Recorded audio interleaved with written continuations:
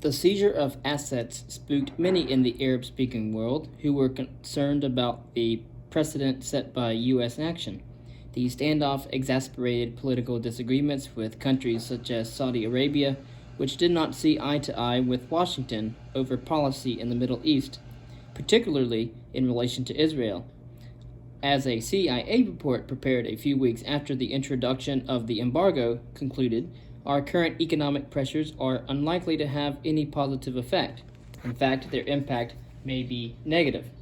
Moreover, many Western countries were reluctant to be drawn into the escalation of a crisis with Tehran. It soon became apparent, Carter wrote, that even our closest allies in Europe were not going to expose themselves to potential oil boycotts or endanger their diplomatic arrangements for the sake of American hostages. The only way to concentrate minds was to make the direct threat of further moves by the United States. Carter's Secretary of Defense, Cyrus Vance, was therefore sent on a tour of Western Europe with the message that if sanctions were not imposed on Iran, the U.S. would take unilateral action, including mining the Persian Gulf if necessary. This would naturally have an impact on oil prices and therefore on developed economies. In order to put pressure on Tehran, Washington had to threaten its own supporters. It was against this backdrop of desperate, counterproductive, and badly thought-through measures to force a settlement in Iran that news was received that Soviet columns were marching into south into Afghanistan. U.S. policymakers were taken completely by surprise. 4 days before the invasion, President Carter and his advisors had been contemplating plans to seize Iran's offshore islands and to look at military and covert operations to overthrow Khomeini. An ominous situation had turned critical. Already facing a disastrous hostage situation, the U.S. was now forced to contemplate a major extension of Soviet power in this region. Moreover, Washington's views mirrored those of Moscow, namely that a move on Afghanistan was likely to be a prelude for the further expansion of one superpower at the expense of the other.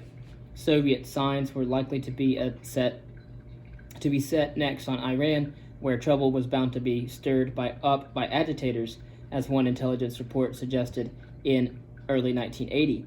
The president should therefore start considering the circumstances under which we would be prepared to put U.S. forces into Iran. Carter ramped up the rhetoric in his State of the Union address on the 23rd of January 1980. The Soviet invasion of Afghanistan meant that a region of great strategic importance was now under threat, he said. Moscow's move had eliminated a buffer and brought it within striking distance not only of an area that contains more than two-thirds of the world's exportable oil, but also of the crucial Straits of Hormuz, through which most of the world's oil must flow. He therefore articulated a carefully worded threat. Let our position be absolutely clear, he said. An attempt by any outside force to gain control of the Persian Gulf region will be regarded as an assault on the vital interest of the United States of America, and such an assault will be repelled by any means necessary, including military force. This was a defiant statement that perfectly encapsulated attitudes to the oil of the Middle East and to the position first built up by the British and then inherited by the United States. Any attempt to change the status quo would meet with a ferocious challenge. This was imperial policy in all but name. Carter's bombastic words, however, contrasted with what was happening on the ground. Discussions with the Iranians about releasing the hostages had been continuing in the background, but were becoming ever more farcical. Not only were talks being held between representatives of Tehran and a presidential aide who wore a wig, false mustache, and glasses to some meetings, but as these discussions were going on, Ayatollah Khomeini kept giving speeches about the world-devouring USA and about how the great Satan should be taught a lesson. Eventually, in April of 1980, President Carter resolved to bring matters to a conclusion and authorized Operation Eagle Claw, a covert mission to rescue the hostages from Tehran. The result was a fiasco to make schoolboys blush. 8 helicopters dispatched from the nuclear-powered aircraft carrier USS Nimitz were supposed to rendezvous with a ground team at a location near Tabriz in central Iran, where they would be led by Colonel Charlie Beckwith and a new unit of crack troops christened Delta Force. The operation proved to be stillborn, One helicopter turned back because of weather conditions, another developed a cracked rotor and was abandoned intact, while yet another was discovered to have a damaged hydraulic system. Beckwith concluded that the mission was no longer viable and obtained permission from the president to abort. As the helicopters returned to the Nimitz, one flew too close to a C-130 refueling aircraft, resulting in an explosion and brought down both and killed 8 American servicemen. It was a propaganda disaster. Khomeini, not surprisingly, portrayed it as an act of divine intervention. Others, of course, looked on with bemusement at the ineptitude of the failed mission. The fact that the U.S. had been unable to secure the release of the hostages through negotiation or by force spoke volumes about how the world was changing. Even before the failure of the rescue mission, some of the president's advisors had felt there was a need to act decisively so as not to look impotent. We need to do something, Brzezinski, the president's national security advisor, said, to reassure the Egyptians, the Saudis, and others on the Arabian Peninsula that the U.S. is prepared to assert its power, and that meant establishing a visible military presence in the area now. The U.S. was not alone, however, in trying to find a response to the tumultuous events that would enable it to protect its interests and reputation. On the 22nd of September, Iraq began a surprise attack on Iran, bombing Iranian airfields and launching a 3-pronged ground invasion that targeted the province of Khuzestan and the cities of Abadan and Karamshah. There were no doubts in Iranian minds about who lay behind these attacks, the attacks of Iraq on Iran. The hands of America, thundered Khomeini, had emerged from Saddam's sleeve. The attack, acclaimed President Bashar, was the result of an American-Iraqi-Israeli master plan whose aims were variously described as attempts to depose the Islamic government, to reinstate the Shah, or to force the disintegration of Iran into 5 republics. Either way, he alleged Washington had provided the Iraqis with the blueprint for the invasion.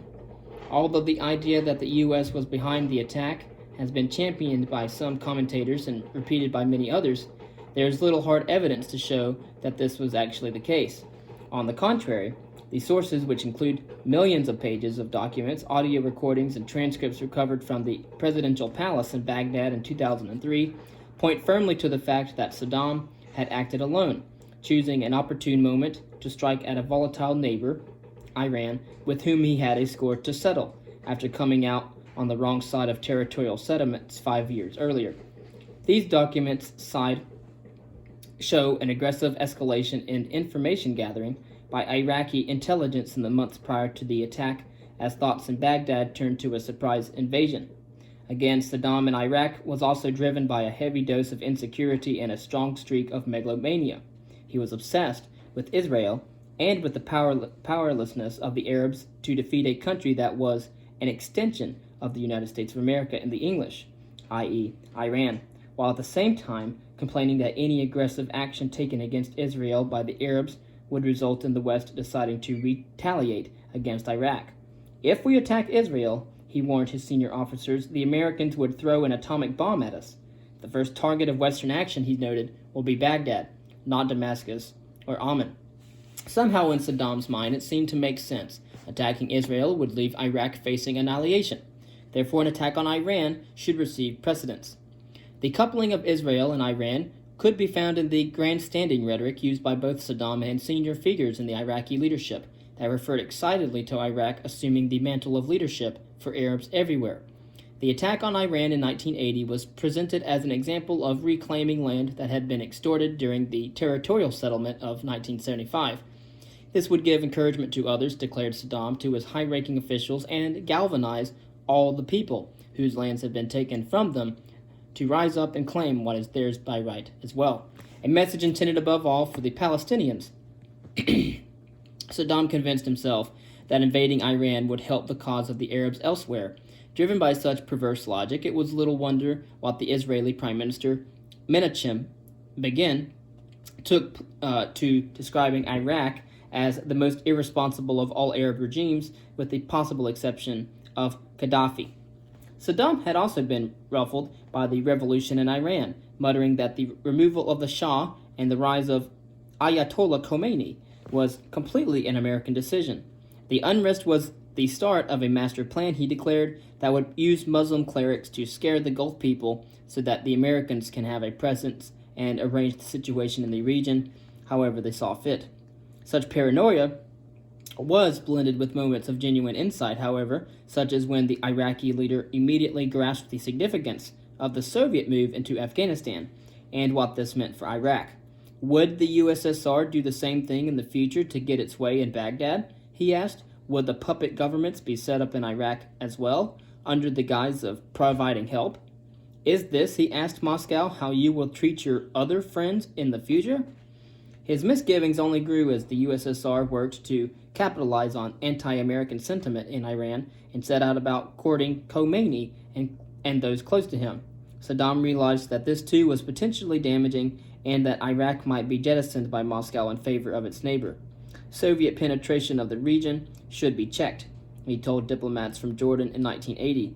Feeling increasingly isolated, he was prepared to turn away from his Soviet backers who had stood square behind his rise to power in the 1970s. His disillusion was one of reason why the Soviets were not told of the forthcoming attack until the day before it was launched, which resulted in a frosty response from Moscow. By then, according to Iraqi intelligence reports, the fact that Iran was suffering from a choking economic crisis and was in fact no fit to in a state to defend itself on a large scale represented too good an opportunity to miss. The fall of the Shah had set an extraordinary chain of events in motion.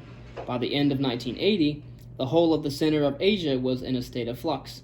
The futures of Iran, Iraq, and Afghanistan lay in the balance, resting on choices made by their leaders and on the intervention of outside forces. Guessing which way things would go in each of these countries, let alone in the region as a whole, was nigh on impossible.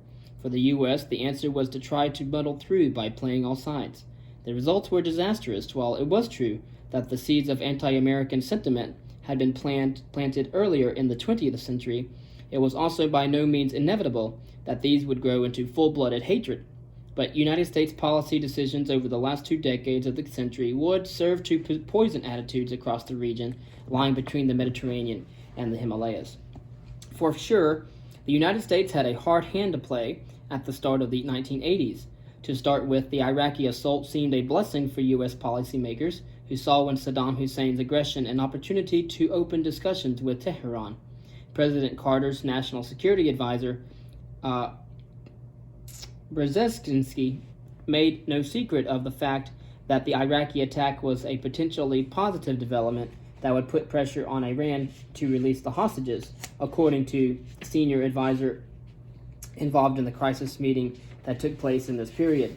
The pressure on Khomeini's regime was amplified by the knowledge that in order to respond to the attack, it desperately needed spare parts for military hardware that had previously been purchased from the U.S. The Iranians were told that Washington might be minded to provide the relevant materials, whose value ran into the hundreds of millions of dollars if the hostages were released. Tehran simply ignored the approach, which had the personal approval of the U.S. president. Not for the first time, Iran was a step ahead. Its agents had proved resourceful, buying much-needed spares from elsewhere, including Vietnam, which had large stocks of U.S. equipment captured during the Vietnam War. Iran was also supplied in large volume by Israel, which took the view that Saddam Hussein had to be stopped at all costs. The willingness of the Iranians and the Israelis to do business with each other was in many ways surprising, especially given the derogatory way that Khomeini in particular regularly talked about the Jews and Israel. Islam and the Islamic people met their first saboteur in the Jewish people, who are at the source of all anti-Islamic libels and intrigues, he wrote in 1970. Iran and Israel were now cast as unlikely bedfellows thanks to Saddam Hussein's intervention in the Gulf. This was one reason why Khomeini's rhetoric towards minorities and to other religions softened in the early 1980s, of course, by which point he was referring to a Judaism as an honorable religion that had arisen among the common folk, although he distinguished this from Zionism, which in his eyes at least was a political and exploitative movement that was in its essence opposed to religion.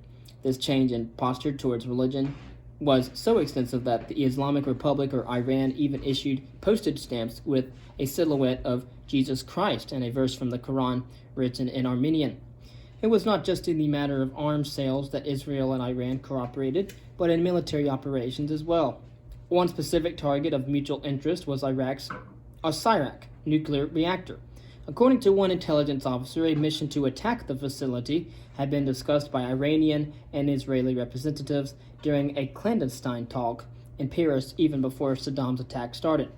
Just over a week after Iraq's assault on Iran was launched, the reactor was the subject of a daring raid by 4 Iranian F-4 Phantom jets that targeted the research laboratories and the control building. 8 months later, in June of 1981, Israeli fighter pilots went one better, badly damaging the reactor at a time when it was widely feared that it was about to become critical. The Iraqi attack on Iran had been intended to deliver a short and sweet victory. To start with, even despite the assault on Osirak, things looked promising from Baghdad's point of view. As time went on, however, the tables began to turn on Iraq. The USSR punished Saddam for his unilateral action by withholding weapons supplies and suspending the shipments of arms, leaving the Iraqi leader frustrated and short of options. Of course, as you know, that is why they used many of the weapons from those that were in the Vietnam War. In a frank admission that the war was not going as well as expected, he regularly gathered his confidants around him to moan, articulating one far-fetched international conspiracy after another to explain the setbacks. But the bottom line was that the Iraqis were increasingly finding themselves outfought and outgunned. On one occasion in mid-1981, Saddam asked his generals almost forlornly, "Let us try to buy weapons now from the black market. We can achieve that the same way the Iranians can." Iran was indeed proving resourceful, resurgent, and increasingly ambitious. By the summer of 1982, Iranian troops had not just managed to force the Iraqis out of territories they had captured, but had penetrated across the border themselves. A special intelligence report prepared by the National Security Agency in the U.S. in June of that year painted an unequivocal picture. Iraq has essentially lost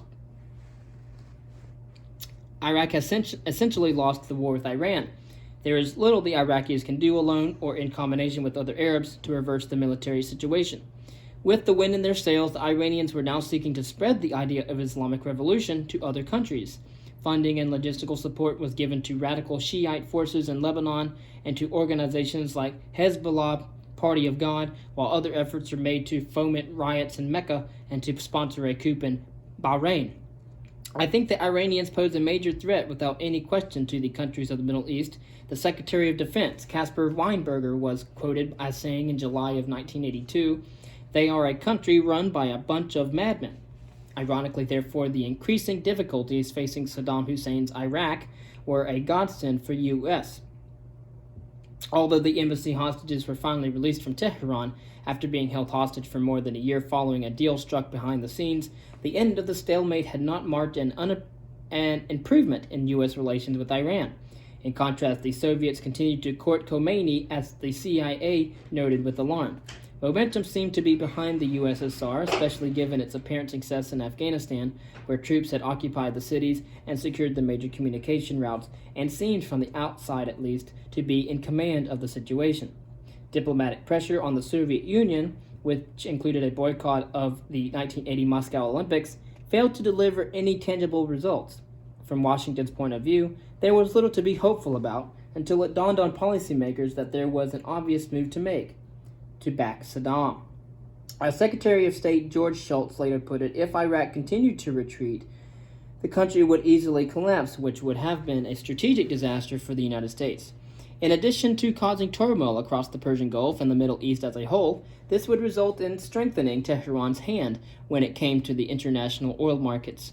Slowly but surely, a new policy emerged. The U.S. decided to bet big on Iraq. This was the square of the board where Washington's chances of being able to influence what was going on in the center of Asia were strongest. Helping Saddam was a way of remaining engaged, as well as countering the advance of both Iran and the Soviet Union. Support took several forms. After removing Iraq from the list of state sponsors of terrorism, The U.S. acted to help prop up the economy, extending financial credit to support the agricultural sector and allowing Saddam to buy first non-military equipment and then dual-use technology such as heavy trucks that could be used to transport equipment to the front lines. Western governments in Europe were encouraged to sell weapons to Baghdad, while U.S. diplomats worked flat out to convince other regional powers such as Kuwait and Saudi Arabia to help finance Iraq's military expenditure.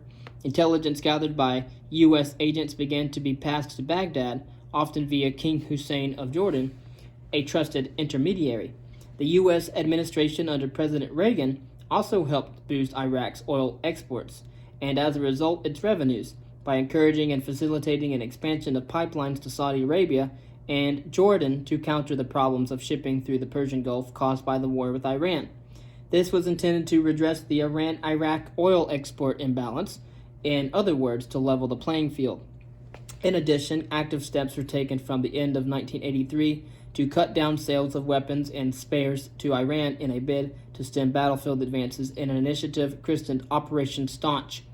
U.S. diplomats were instructed to request host nations to consider stopping any traffic in military equipment of whatever origin that may exist between your country and Iran until a ceasefire had been agreed in the Gulf.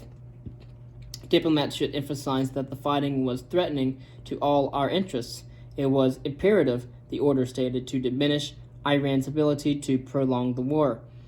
The measure was also intended to earn the trust of the Iraqis and of Saddam, who remained deeply suspicious of the United States and its motives even after all these steps had been taken. When President Reagan sent his ambassador-at-large, Donald Rumsfeld, to Baghdad at the end of 1983, therefore one of the latter's explicit aims was to initiate a dialogue and establish a personal rapport with Saddam Hussein. As Rumsfeld's briefing notes put it, it was to reassure the Iraqi leader that the U.S. would regard any major reversal of Iraq's fortunes as a strategic defeat for the West. Rumsfeld's mission was judged to have been a notable success both by the Americans and by the Iraqis. It was furthermore a very good development in the opinion of the Saudis, who were equally concerned about Khomeini's export of Shia Islam across the Middle East. So important was the alignment with Iraq that Washington was prepared to play down the use of chemical weapons by Saddam, which, as one report stated, was an almost daily occurrence.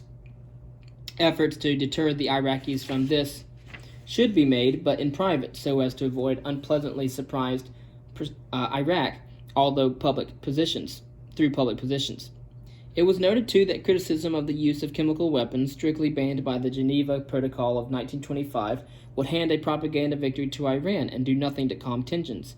The U.S. sought to prevent shipments of chemicals used to manufacture mustard gas and lobbied hard to put pressure on the Iraqis not to use chemicals on the battlefield, especially after Iran took the matter to the United Nations in October of 1983.